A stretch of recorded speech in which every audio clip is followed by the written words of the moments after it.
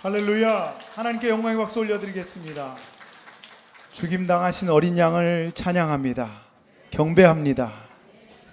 오늘 말씀의 제목은 그가 채찍에 맞음으로입니다. 같이 한번 해보실까요? 그가 채찍에 맞음으로. 본문 말씀은 이사야서 53장 4절에서 6절까지의 말씀입니다. 다 같이 이사야서 53장 4절에서 6절까지의 말씀을 함께 읽겠습니다. 그는 실로 우리의 질고를 지고 우리의 슬픔을 당하였거늘 우리는 생각하기를 그는 징벌을 받아 하나님께 맞으며 고난을 당한다 하였노라. 그가 찔림은 우리의 허물 때문이요 그가 상함은 우리의 죄악 때문이라. 그가 징계를 받음으로 우리는 평화를 누리고 그가 채찍에 맞음으로 우리는 나음을 받았도다. 우리는 다 양 같아서 그릇 행하여 각기 제 길로 갔거늘 야훼께서는 우리 모두의 죄악을 그에게 담당시키셨도다. 아멘. 우리 좌우에 계신 분들 서로 인사하겠습니다. 잘 오셨습니다. 또 한 가지 고백할까요? 지금 이 자리에 예수님이 우리와 함께 하십니다. 할렐루야. 지금은 고난주간입니다. 여러분, 고난주간을 어떻게 보내고 계신가요? 경건하게 잘 보내고 계십니까? 우리 예수님은 완전한 하나님이자 완전한 인간이십니다. 굉장히 어렵죠? 예수님은 완전한 하나님이시고 또 완전한 인간. 그렇기 때문에 특별히 우리 예수님은 완전한 인간으로 오셨기 때문에 십자가에서 당한 그 아주 극형, 그 고통을 인간된 모습으로 그대로 다 담당하신 것입니다.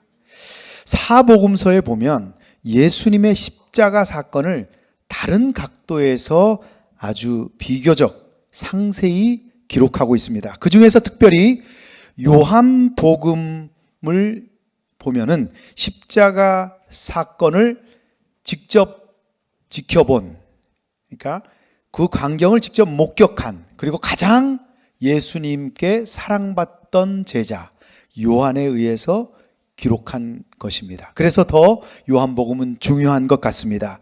원래 로마 제국은 반역자들을 처형하기 위해서 만들어 놓은 것이 바로 십자가형인데, 사실은 십자가형은 오랜 시간 모진 고통을 겪다가 사실 고개를 일으키지 못하고 이렇게 고개가 숙여져서 숨이 막혀서 질식사하게 되는, 십자가 위에서 그렇게 해서 처형하는 그러한 방식입니다. 우리 예수님께서는 이렇게 갈퀴가 달린 채찍으로 39대를 맞음으로 몸에 살이 다 찢겨 나가시고 십자가에서 6시간 만에 돌아가신 것입니다. 요한은 이렇게 기록하고 있습니다. 요한복음 19장 30절에 예수께서 신 포도주를 받으신 후에 이르시되 다 이루었다 하시고 머리를 숙이니 영원히 떠나가시니라. 그런데 우리가 요한복음을 좀 더 주목해서 봐야 될 내용이 있습니다. 그 부분은 요한복음 19장 31절에서 35절까지 나오는 부분인데, 이 부분은 좀 긴데요. 한번 같이 한번 소리를 내서 한번 읽어볼까요? 요한이 예수님의 십자가 사건을 아주 다르게, 다른 사복음서와 다르게 아주 자세히 묘사하고 있습니다. 한번 읽어보겠습니다. 이날은 준비일이라 유대인들은 그 안식일이 큰 날이므로 그 안식일에 시체들을 십자가에 두지 아니하려 하여 빌라도에게 그들의 다리를 꺾어 시체를 치워달라 하니, 군인들이 가서 예수와 함께 못 박힌 첫째 사람과 또 다른 사람의 다리를 꺾고 예수께 이르러서는 이미 죽으신 것을 보고 다리를 꺾지 아니하고, 그중 한 군인이 창으로 옆구리를 찌르니 곧 피와 물이 나오더라. 이를 본 자가 증언하였으니 그 증언이 참이라. 그가 자기의 말하는 것이 참인 줄 알고 너희로 믿게 하려 함이니라. 이걸 누가 봤다고요? 요한이 직접 봤다는 거예요. 그리고 그 본자가 증언한다. 확실하게 증언한다. 그러니까 이 증언은 참이니까 이 참인 줄 알고 후세 사람들에게 믿게 하려고 이 글을 썼다라고 정확하게 쓰고 있습니다. 그런데 여기서 여러분 이 부분에 대해서 약간 이렇게 깊이 생각해 보신 적이 있습니까? 이제 보면 왜 로마 병사들은 두 강도, 좌우편에 있는 강도의 다리를 꺾어버렸습니다. 그 이유는 뭐냐면 당시에 유대교에서 안식일은 예수님께서 오후 3시경 돌아가신 걸로 우리가 알 수 있는데 안식일은 그 이후에 한 3시간이나 4시간 후, 그러니까 6시나 7시 해가 지는 그 금요일 해질녘부터 토요일 해질녘까지를 안식일이라고 합니다. 그러면 십자가 위에 처형한 사람들이 안식일에 일을 할 수 없기 때문에 그들을 둘 수가 없기 때문에 십자가 위에서 죽지 않았는데 사실은 죽인 겁니다. 그래서 양쪽에 있는 강도의 다리를 꺾어버린 겁니다. 양쪽에 있는 그 강도의 다리를 꺾었다는 것은 그들이 너무 통증이 크기 때문에 고개가 그냥 숙여져 버리는 거예요. 여러분 십자가에서 보통 십자가형을 당하는 사람들이 피를 많이 쏟아서 죽을 거라고 생각하는 것은 우리가 좀 착각하는 부분입니다. 사실은 그 고통이 너무나 크기 때문에 고개를 들어서 이걸 버티려다가 또 떨어지고 고개를 버티려다가 또 고개가 떨어지고 이렇게 해서 며칠간을 고통당하다가 죽는, 숨이 막혀서 기도가 막혀서 죽는 십자가형입니다. 그렇기 때문에 두 강도의 다리를 꺾어버렸다. 이것은 그들이 큰 고통을 당해서 고개가 떨구지는 거죠. 그래서 그들을 죽게 했는데 그 중에 예수님 다리를 꺾으려고 가까이 왔는데 예수님이 어떻게 됐다고요? 조금 전에 읽은 대로 이미 죽으신 것을 보고 다리를 꺾지 아니하고, 이 부분은 구약에 이미 예언되어 있고 이 말씀이 응하게 하려고 이렇게 됐다라고 성경에 또 얘기하고 있습니다. 그리고 나서 또 그중 한 군인이 이미 예수님이 돌아가셨는데 창으로 어떻게 했죠? 옆구리를 찔렀습니다. 정확히 보십시오. 옆구리를 찔렀습니다. 옆구리가 어디죠? 여기입니다. 이 밑이 아니에요. 옆구리입니다. 여러분 산 사람이든 죽은 사람이든 옆구리를 찔렀을 때 그곳에서 무엇이 나올까요? 피가 나오겠죠. 그런데 여기는 피와 물이 나오더라. 이거 굉장히 놀라운 일입니다. 보통 그러니까 저는 예수님의 죽음을 함부로 이야기한다는 것은 우리가 굉장히 두려운 얘기이기 때문에 얘기하지 못하지만 의학을 공부하는 의사들 말에 의하면 물과 피가 나올 수 없답니다. 좀 이상하죠? 그러면 예를 들면 이 밑에 부분이면 뭐 이렇게 방광을 찌를 수도 있죠. 그런데 이 위에는 절대 그럴 수 없다는 겁니다. 그런데 이것은 오늘 물과 피를 쏟았다. 창세기부터 요한계시록까지 물과 피를 쏟았다라고 기록한 사람은 요한밖에 없습니다. 그런데 조금 전에 여러분들 같이 읽었던 것처럼 내가 직접 봤다. 그것을 증언한다. 이것은 진짜 참이다 라고 요한이 분명히 얘기합니다. 자기가 눈으로 봤어요. 창으로 찌르는 걸 봤는데 그 찌른 곳에서 물과 피가 같이 나왔다는 거예요. 그런데 요한복음을 쓴 요한이 요한1서 5장 6절에서 8절 참으로 놀라운 영적인 어떠한 글을 써놨는데 이 말씀을 함께 한번 또 읽어보겠습니다. 요한1서 5장 6절에서 8절입니다. 시작. 이는 물과 피로 임하신 이시니 곧 예수 그리스도시라. 물로만 아니요 물과 피로 임하셨고 증언하는 이는 성령이시니 성령은 진리니라. 증언하는 이가 셋이니 성령과 물과 피라. 또한 이 셋은 합하여 하나이니라. 이 말 이해하겠어요? 저도 잘 이해 못하겠습니다. 예수님은 우리 몸 뭘로 돼 있죠? 보통 물로 돼 있다 그러는데 사실 피로 돼 있는데 그 속에 수분이 70%나 있는 겁니다. 물이 있는 게 아니에요. 착각하지 마세요.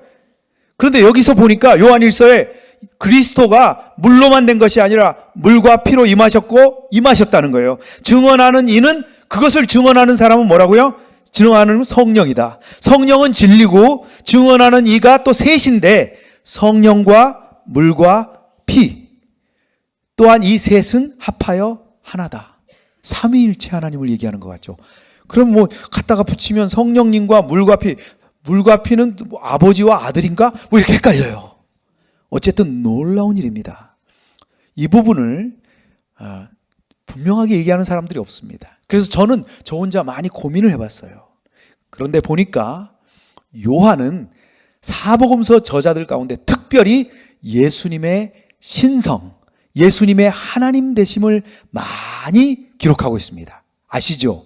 요한복음 1장에 보면 태초에 말씀이 계신다.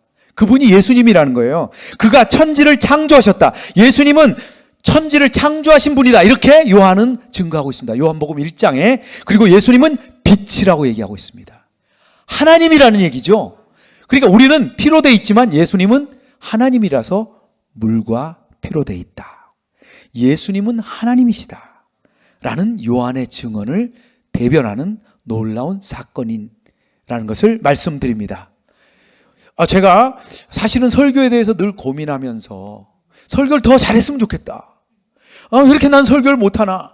우리 위대한 설교가들, 우리 교회도 너무나 말씀 잘 전하시는 분들이 많은데 나는 왜 이렇게 말씀을 못 전할까? 이렇게 고민을 하는데 모 권사님한테 제 고민을 말씀드렸어요. 그랬더니 수요 3부를 열심히 드리는 어떤 권사님께서 목사님은 말씀 괜찮아요. 그래서 뭐가 괜찮아요? 그랬더니 못 들어본 얘기를 한다는 거예요. 그래서 저는 제 방향을 못 들어보는 얘기를 많이 해주는 목사로 가기로 했습니다. 오늘 이 얘기도 사실은 어디서 들어보긴 참 힘든 말씀일 수도 있습니다. 물론 들어보신 분들이 있을 수도 있겠죠. 이제 본문으로 한번 가보겠습니다. 성경의 중심 이사야 53장 5절. 여러분, 오늘 여러분에게 한 가지 질문을 드리겠습니다. 성경의 가장 중앙에 있는 게 무엇일까요? 성경 가운데 가장 중앙에 있는 거. 오늘 제가 두 가지 단어를 혼용해서 쓸 텐데 가운데, 중앙. 이게 약간 그 산술적인 의미에서 가운데를 얘기하는 겁니다. 중앙. 그러면 또 가운데를 얘기하는 중심. 중심은 뭐죠? 마음이죠. 그죠? 중앙은 실제 수학적으로, 산수적으로 중앙에 있는 거죠. 성경의 가장 중앙은 뭐가 있을까요? 이사야? 뭐 때려 맞히시네.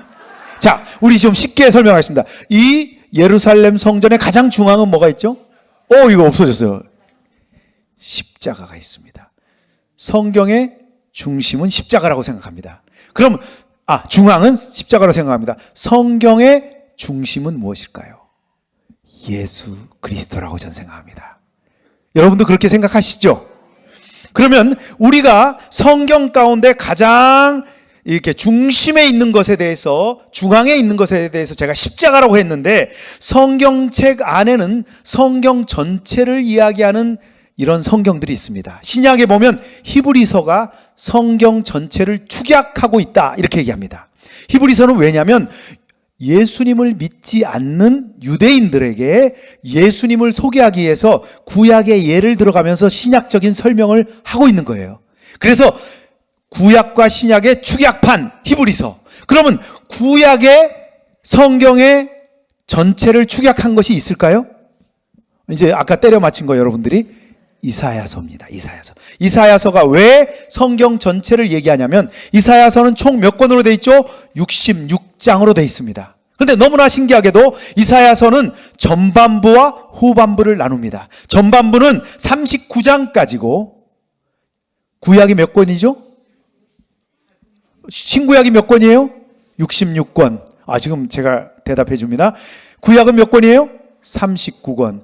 39장까지 전반부고요. 40장부터 66장까지 이사야 얘기하는 겁니다. 몇 권이에요? 27권. 그러니까 39 플러스 27 그러면 뭐죠? 66. 그래서 이사야서는 66장까지 있습니다. 전반부는 심판을 초점을 맞추면서 가다가 갑자기 이사야서 40장에 갑자기 분위기가 확 바뀝니다. 이사야 40장 1절 제가 읽겠습니다. 너희의 하나님이 이르시되 너희는 위로하라, 내 백성을 위로하라. 갑자기 심판 얘기를 하다가 위로의 하나님으로 바뀝니다. 이사야 40장 3절도 같이 한번 읽어보겠습니다. 외치는 자의 소리여 이르되 너희는 광야에서 야훼의 길을 예비하라, 사막에서 우리 하나님의 대로를 평탄하게 하라.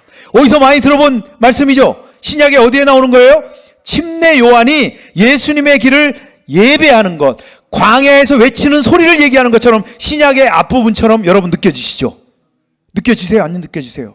느껴집니다. 그런데 뒤에 부분 이사야서 65장, 이제 거의 뒤로 갑니다. 거기를 보면 65장 17절 한번 읽어보겠습니다. 보라, 내가 새 하늘과 새 땅을 창조하나니 이전 것은 기억되거나 마음에 생각나지 아니할 것이라.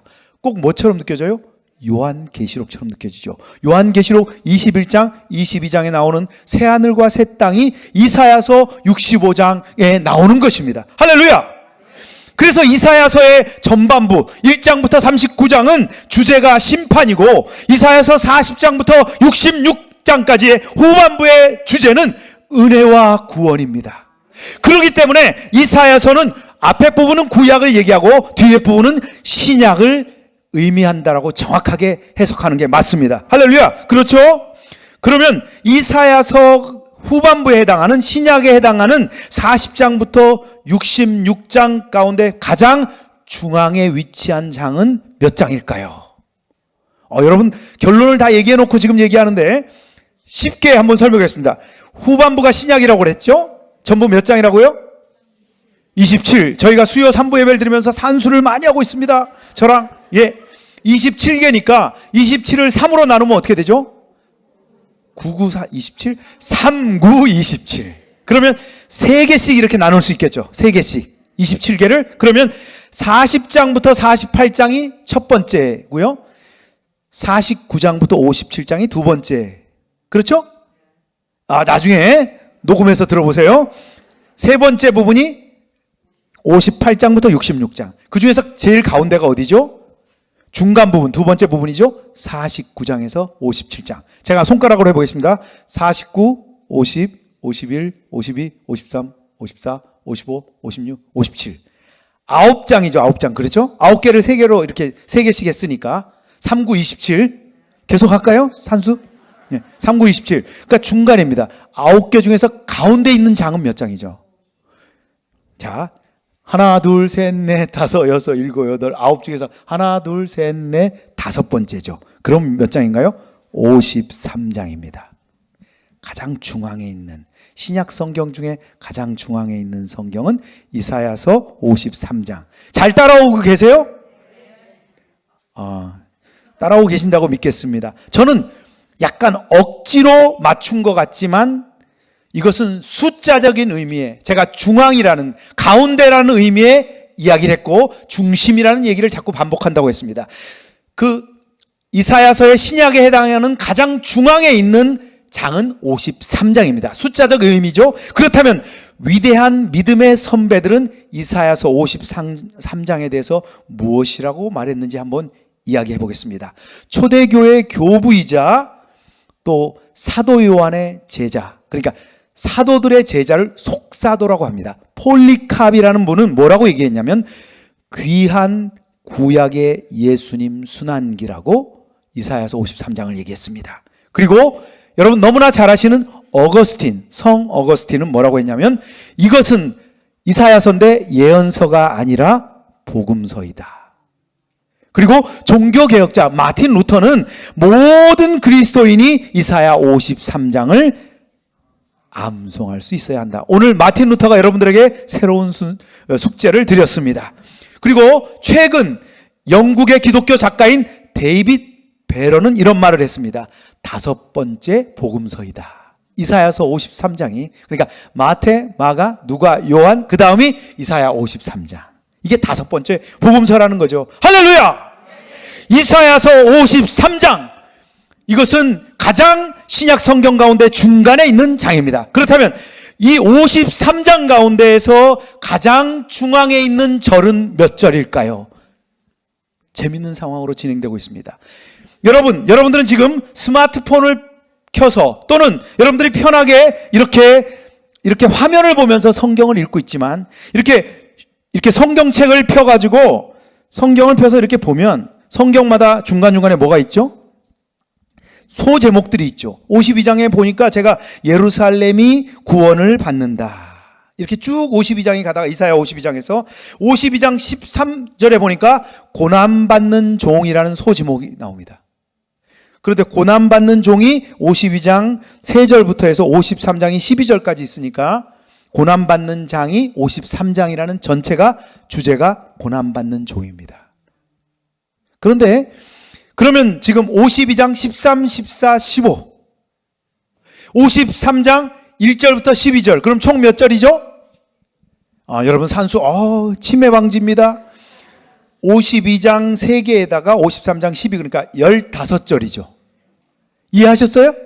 이게 고난받는 종입니다. 그러면 수학적으로 마지막으로 이것을 풀어보면 52장 마지막 3절 13, 14, 15 53장 1, 2, 3 53장 4, 5, 6 53장 7, 8, 9 53장 10, 11, 12 가운데 중간에 있는 절은 53장 4, 5, 6절입니다. 4, 5, 6절 중에서 가장 가운데 있는 게 뭐죠? 5절. 그러면 우리가 다시 한번 정리를 해봅니다. 이사야서는 신구약을 상징하는 것이다. 이사야 후반부는 신약을 이야기하는 것이다. 신약 가운데 제5의 복음서이다. 이렇게 얘기했습니다. 신약 가운데 가장 중앙에 있는 장은 53장이다. 53장은 고난받는 종이다. 15개 절로 되어 있다. 그 중에 가장 중앙에 있는 절은 53장 5절이다. 제가 읽겠습니다. 53장 5절. 그가 찔림은 우리의 허물 때문이요 그가 상함은 우리의 죄악 때문이라. 그가 징계를 받음으로 우리는 평화를 누리고 그가 채찍에 맞음으로 우리는 나음을 받았도다. 우리 여의도 순복음교회에서 가장 강조하는 성경이죠. 여러분 그렇게 생각 안 되십니까? 생각 안 되시니까 제가 계속 설득하겠습니다. 자, 여기서 이사야서 53장 1절부터 6절까지 우리라는 단어가 12번이나 등장합니다. 그럼 우리는 누구입니까? 이사야서 52장 13절에 보니까 보라 내 종이 형통하리니 밭들어 높이 들려서 지극히 존귀하게 되리라.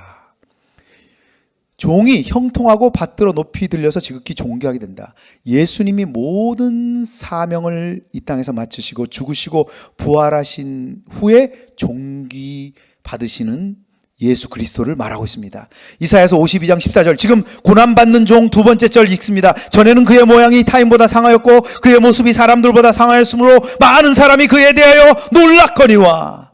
예수님이 이제 존귀함 받기 전 상황을 얘기합니다. 일반 타인들보다 상해 있었다는 겁니다. 그의 모습이 사람들보다 더 상해 있다.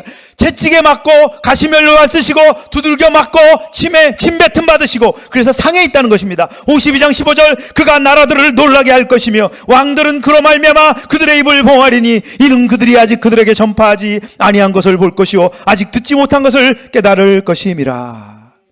나라들 왕들 그를 알지 못하는 믿지 못하는 모든 열방들을 우리라고 얘기하고 있습니다.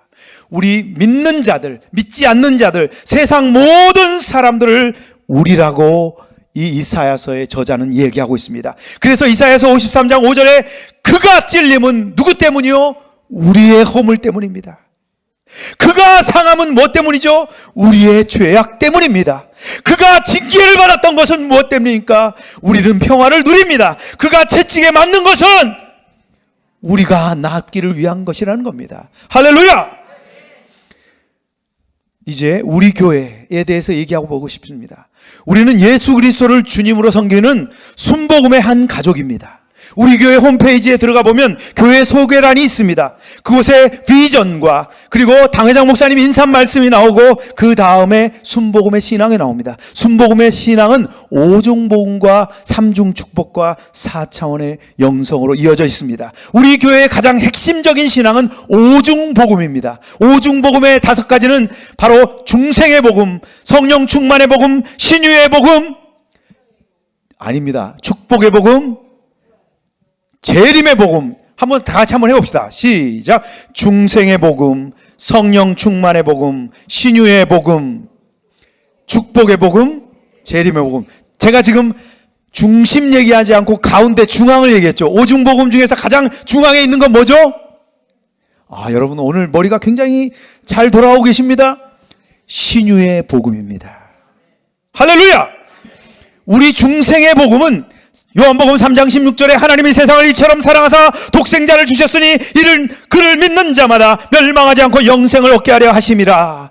중생하는 것, 새롭게 거듭나는 것은 예수 그리스도의 십자가의 공로로 회개하고 거듭나서 의롭게 됨을 얘기합니다. 성령 충만의 복음은 중생과 정확히 구분되는 성령 침례를 통해서 성령님과 동행하는 삶, 성령 충만한 삶을 얘기합니다. 세 번째로 신유의 복음은 예수님의 공생애 가운데 반 이상을 병 고치는 사역에 전혀 말씀을 주목해 봐야 됩니다. 예수님께서 우리 연약함을 담당하시려 우리의 질병을 짊어지신 것입니다. 그리고 넷째, 축복의 복음, 갈라디아서 3장 14절입니다. 이는 그리스도 예수 안에서 아브라함의 복이 이방인에게 미치게 하고 또 우리로 하여금 믿음으로 말미암아 성령의 약속을 받게 하려 함이라. 마지막으로 다섯 번째, 재림의 축복, 데살로니가전서 4장 16절에서 17절, 주께서 호량과 천사장의 소리와 하나님의 나팔 소리로 친히 하늘로부터 강림하시리니 그리스도 안에서 죽은 자들이 먼저 일어나고 그 후에 우리 살아남은 자들도 그들과 함께 구름 속으로 끌어올려 공중에서 주를 영접하게 하시리니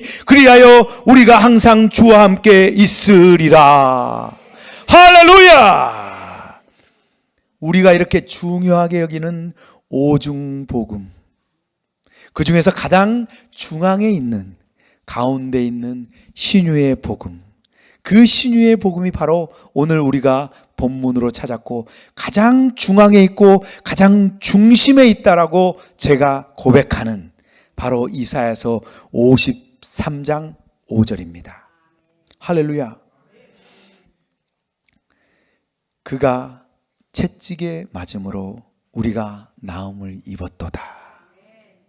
저는 여의도에 와서 정말로 훌륭한 영적인 우리 멘토 두 분, 한 분은 천국 가신 우리 조영기 목사님, 그리고 지금 우리의 당회장이신 이영훈 목사님, 늘 두 분의 말씀을 들으면서 참으로 저의 삶이 변화됐고 순복음과 연결돼서 순복음의 목사가 됐고 여러분들과 함께 이렇게 말씀을 나누고 있습니다.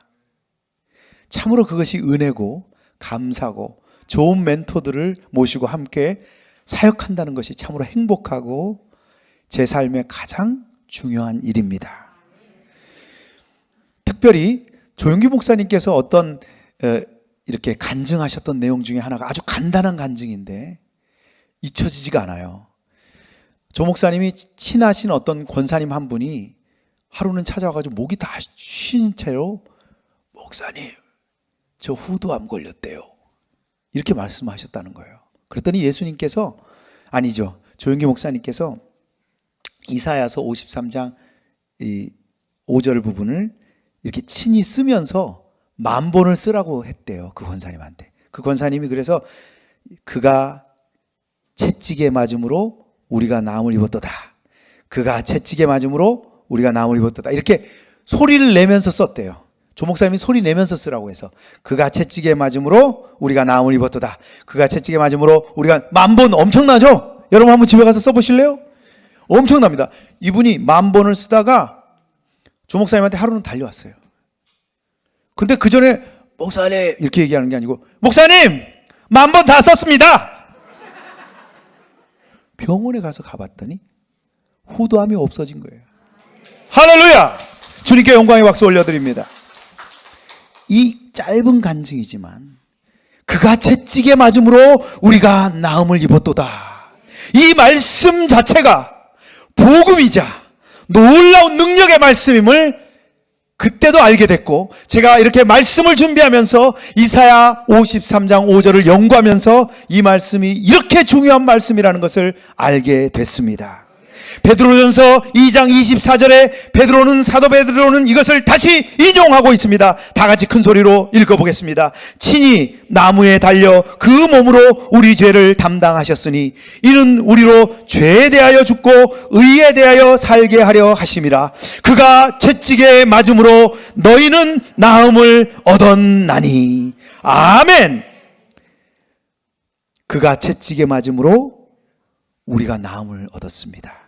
고난 주간을 지나는 이 시간, 예수님이 채찍에 맞음으로 우리 모두의 질병과 아픔이 반드시 치유될 것으로 믿습니다.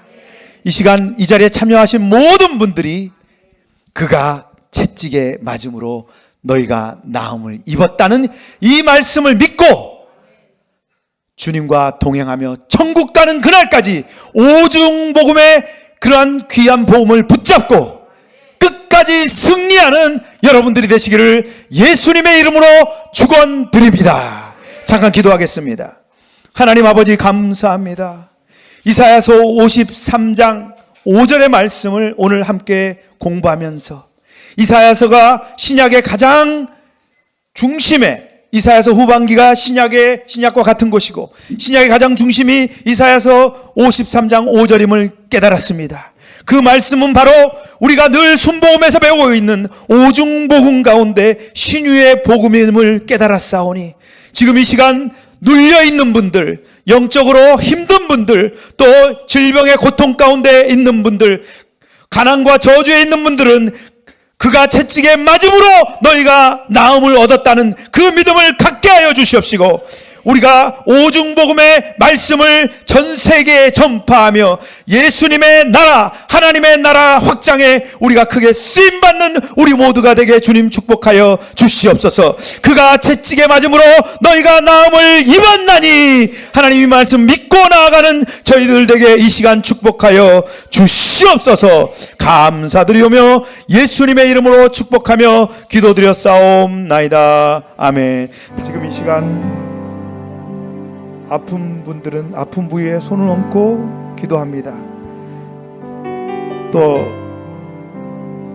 여러분들 아는 분 가운데, 또 가족 가운데 질병 가운데 고통받고 있는 분들을 위해서 그 부위에 손을 얹고 함께 기도합니다.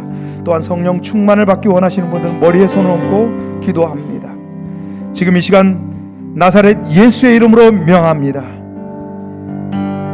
그가 채찍에 맞음으로 우리가 나음을 입었다는 이 말씀이 오늘 이 시간 응하여 주시옵소서. 나사렛 예수의 이름으로 모든 질병은 떠나갈지어다. 예수님의 보혈의 능력으로 내가 명령한다. 모든 질병은 사랑하는 우리 성도들로부터 떠나갈지어다.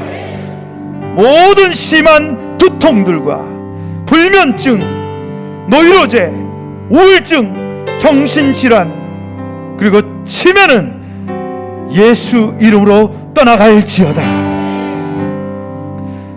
목과 어깨와 등과 가슴과 심장병과 그 모든 통증들과 질병들은 예수의 이름으로 떠나갈지어다. 위장병도 나을지어다. 허리의 척추와 관절과 그 뼈 마디마디 안에 있는 모든 질병들도 예수의 이름으로 떠나갈지어다. 성인병은 떠나갈지어다. 고혈압과 당뇨도 떠나갈지어다.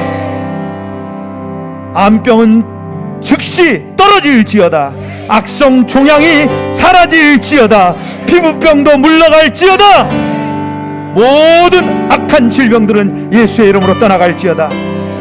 우리 가족들의 난치병들, 어린아이들의 난치병도 다 떠나갈지어다. 지금 이 시간 우리들이 머리에 손을 얹었습니다.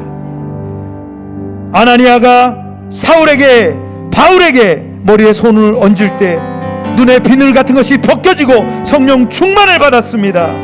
하나님, 지금 이 시간 머리에 손을 얹은 귀한 성도들, 그가 채찍에 맞음으로 너희가 나음을 입었다는 것을 믿는 우리 성도들의 머리에 손을 얹었사오니 지금 이 시간 성령이 임하여 주시옵소서. 강하게 임하여 주시옵소서. 성령의 은사가 임하여 주시옵소서. 능력이 임하여 주시옵소서. 하나님 나라 확장에 크게 쓰임받게 하여 주시옵소서. 하나님 온전히 영광 받으시옵소서.